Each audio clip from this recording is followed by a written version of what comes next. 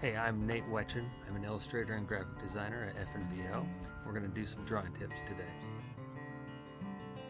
I'd like to start out with typically a blue or some sort of colored pencil for my sketch layer, which I translate this to digital as well.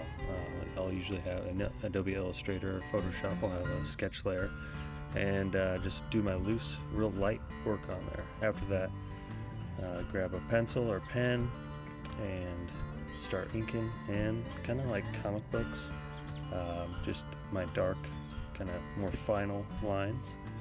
After that, start getting into shading and just give it some dimensionality, and it really makes it stand out against the background and create a space for it to be in.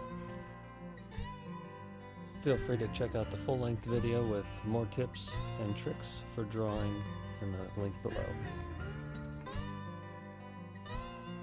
Alright, well, that wraps it up. Thanks for joining me today. Be sure to follow FNBO, and you can find me online at Nate Wetchen Art on Instagram, and hope to see you again.